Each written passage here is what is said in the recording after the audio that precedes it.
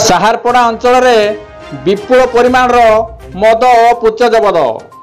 पाटना थाना साहारपड़ा ब्लॉक खंडेई गोपीनाथपुर बनबीर अंचल पुलिस एवं अबकारी विभाग मिलित चढ़ाऊ 200 लिटर चूरा महुली मद जबद सहित 8000 केजी महुल पुच नष्ट कराई। निर्वाचन को शांति श्रृंखला निर्वाह करने को पुलिस और अबकारी विभाग यही चढ़ाऊ होती।